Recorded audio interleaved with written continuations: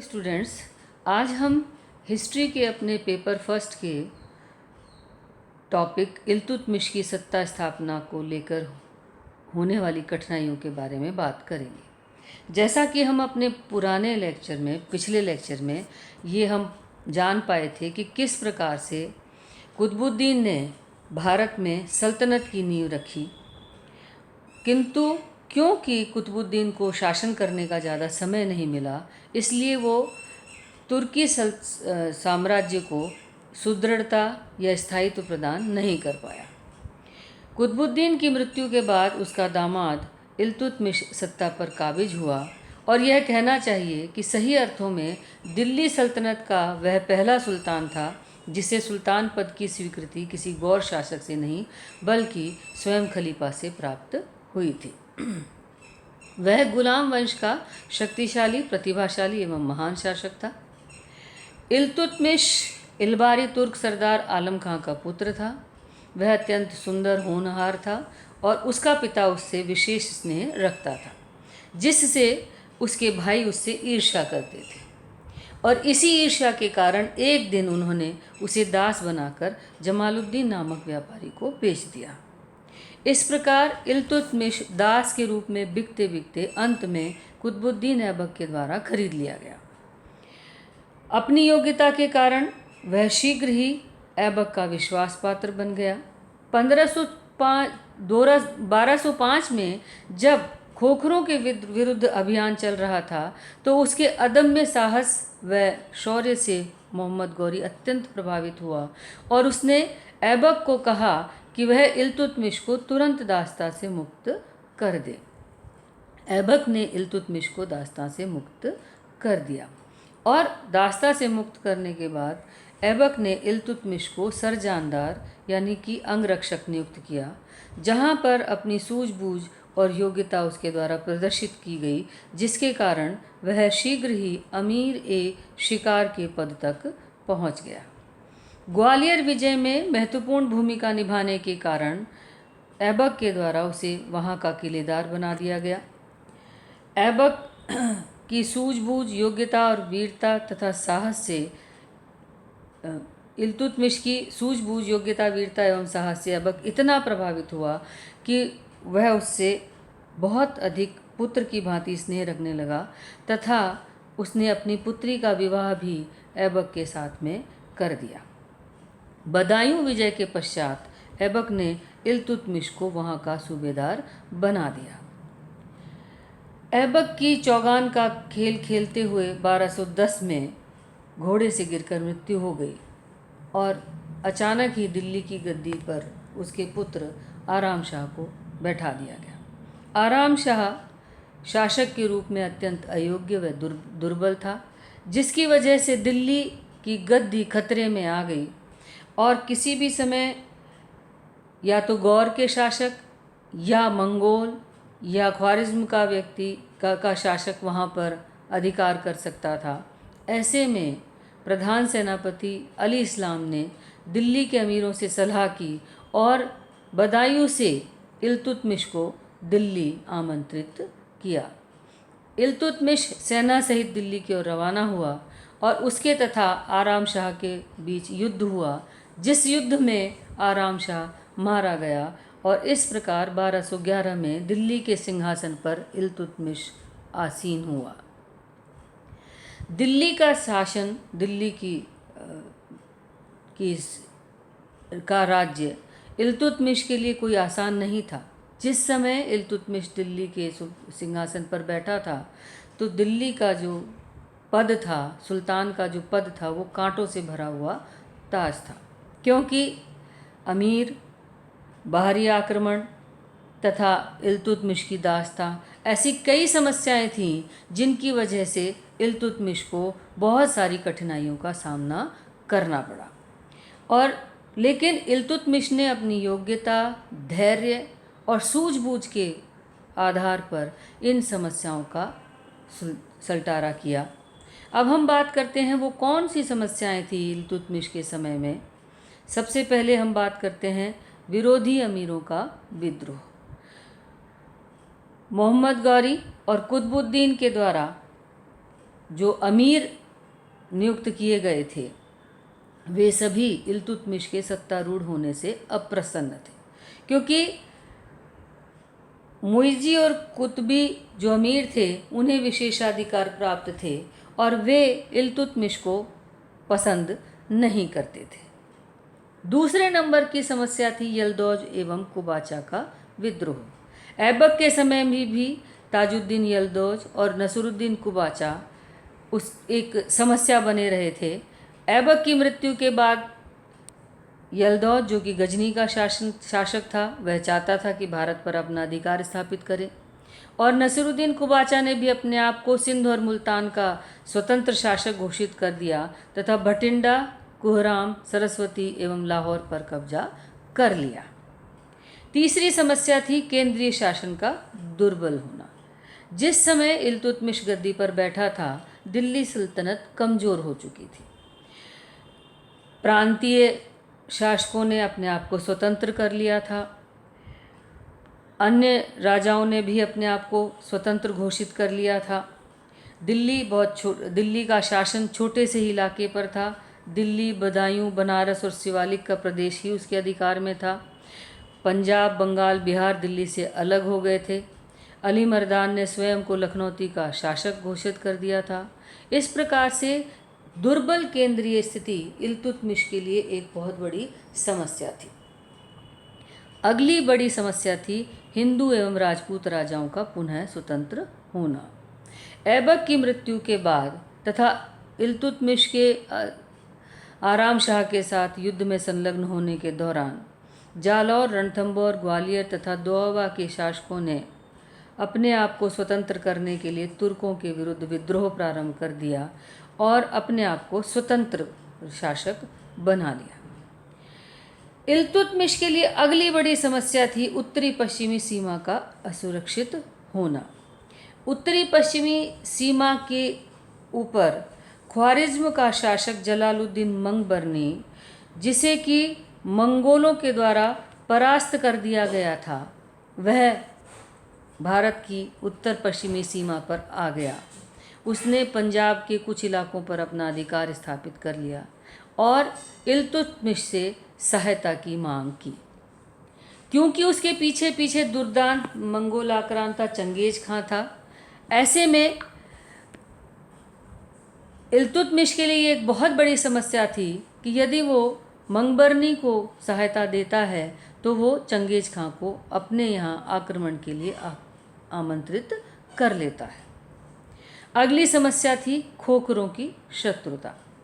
खोखर झेलम एवं सिंध के मध्य निवास करते थे और ये अत्यंत ही खूंखार थे और जब तब सीमा पर एक समस्या खड़ी करके रखते थे। अगली समस्या थी और जो कि बड़ी महत्वपूर्ण समस्या थी, और वो ये थी कि इल्तुतमिश एक गुलाम था। हालांकि इल्तुतमिश शासक बनने से बहुत पूर्व ही मोहम्मद गौरी के कहने पर ऐबक के द्वारा स्वतंत्र कर दिया गया था, दास्ता से मुक्त कर दिया गया था, किंतु फिर भी अन्य अमीर उसे गुलाम की भांति देखते थे।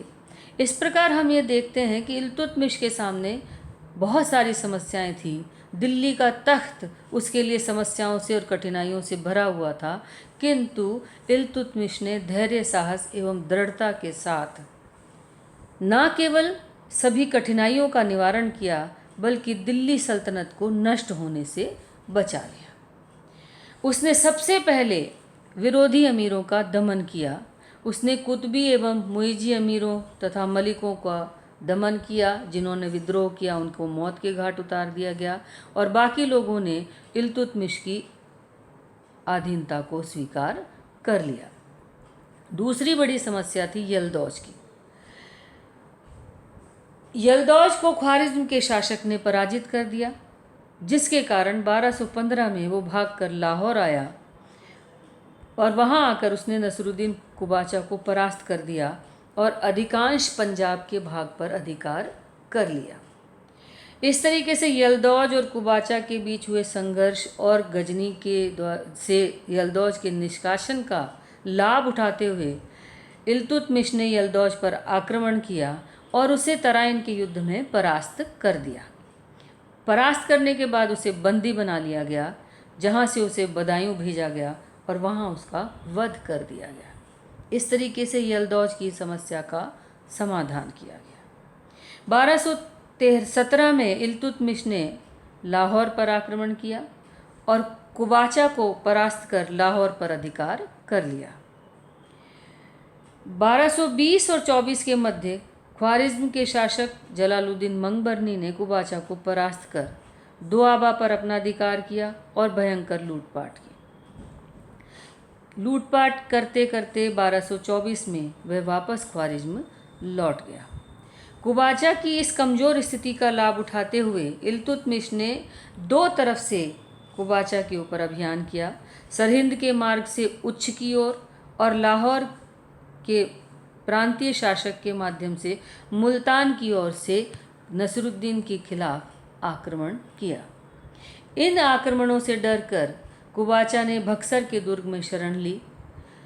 इल्तुतमिश की सेना ने 3 महीने तक घेरा डाल के रखा और उसके पश्चात उच्च के दुर्ग पर अधिकार कर लिया। कुबाचा ने अब संधि का प्रस्ताव रखा, जिसे इल्तुतमिश ने ठुकरा दिया।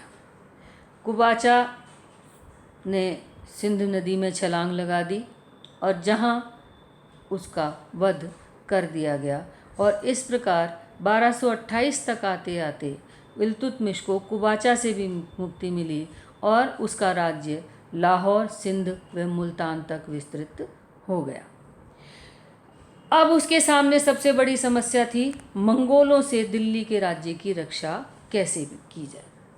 मंगोल शासक चंगेज अत्यंत ही खूंखार और दुर्दांत आक्रांता था। उसने चीन, तुर्किस्तान, ईरान, इराक, मध्य एशिया तथा ख्वारिज्म को पूर्णतः नष्ट कर दिया था। ख्वारिज्म का शासक जलालुद्दीन भाग करके भारत की सीमा पर आया और उसने इल्तुतमिश से मंगोलों के विरुद्ध सहायता मांगी। इस सहायता या शरण देने का तात्पर्य था कि वह चंगेज खां को भी भारत के लिए आमंत्रित करे। साथ ही यदि वो सहायता नहीं देता है तो ख्वारिज्म के शासक का भी समस्या थी। लेकिन ऐसे में इल्तुतमिश ने धैर्य नहीं खोया।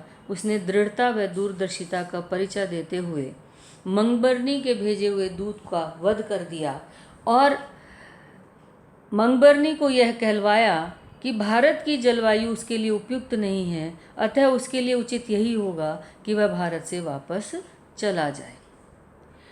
मंगबरनी की स्थिति अत्यंत दुर्बल थी और वह अभी इस स्थिति में नहीं था कि वह इल्तुतमिश से युद्ध कर सके और वह वापस चला गया। और इस दूरदर्शिता के चलते हुए इल्तुतमिश ने मंगोलों से अपने राज्य की सुरक्षा कर ली। मंगोलों से सुरक्षा के पश्चात इल्तुतमिश ने खोखरों की ओर ध्यान दिया। खोखरों के इलाके में उसने सैन्य चौकियां बनाई और वहां पर अफ़गान व तुर्क सैनिकों को बसा दिया तथा खोखरों के गांवों की जागीर इन सैनिकों को दे दी। इस प्रकार चौकियां बनाकर व युद्ध के माध्यम से इल्तुतमिश ने खोखरों पर नियंत्रण बना लिया और लाहौर, सियालकोट, जालंधर और नंदना के प्रमुख किलों पर अपना अधिकार स्थापित कर लिया।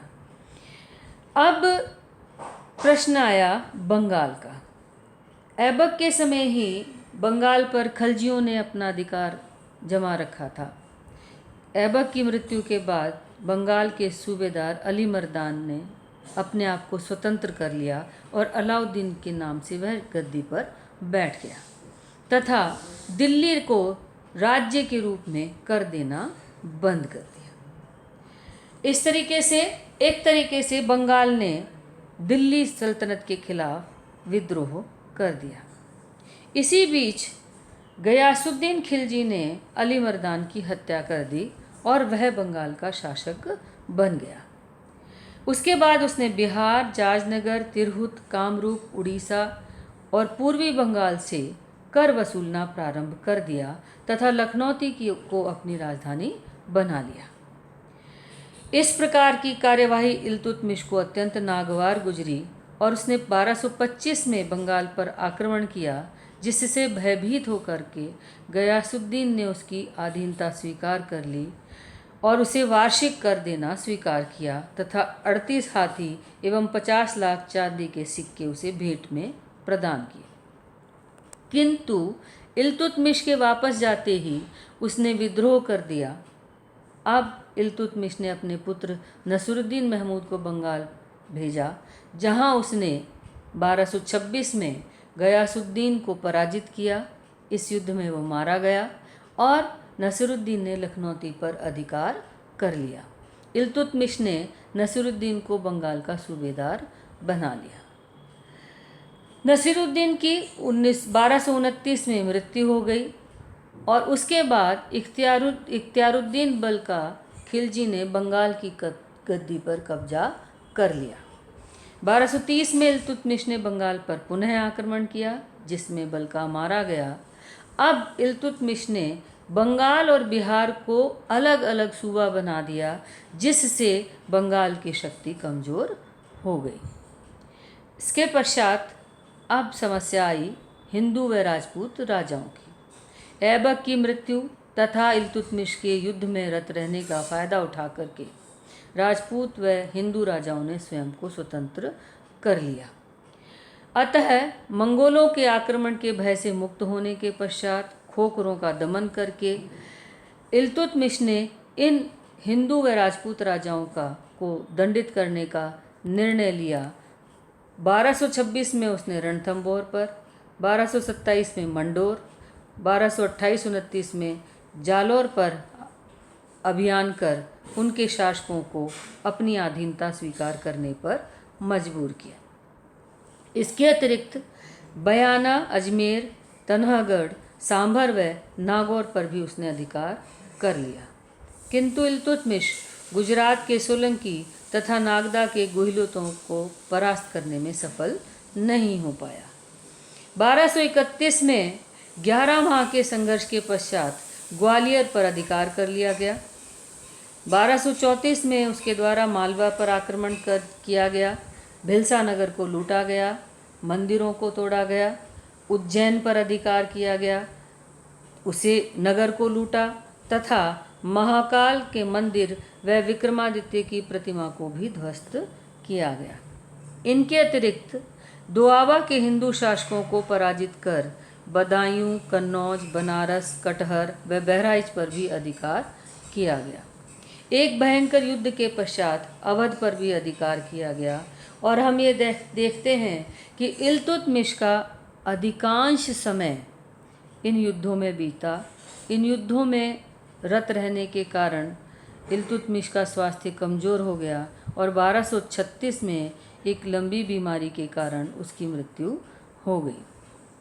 इल्तुतमिश के निरंतर सैनिक अभियानों तथा युद्धों के कारण ही दिल्ली सल्तनत को स्थायित्व प्राप्त हुआ तथा इस इल्तुतमिश की स्थिति सुदृढ़ हुई। इल्तुतमिश ने न सिर्फ मोहम्मद गौरी एवं ऐबक के जीते हुए प्रदेशों पर पुनः अधिकार किया, बल्कि नवीन प्रदेशों को जीतकर सल्तनत की सीमाएं बढ़ाईं, राजपूत राजाओं को दिल्ली के अधीन कर लिया। इस तरह हम देखते हैं कि इल्तुतमिश अपनी समस्याओं को सुलटाने में सफल हुआ तथा सल्तनत की नींव को मजबूत करने में सफल हुआ।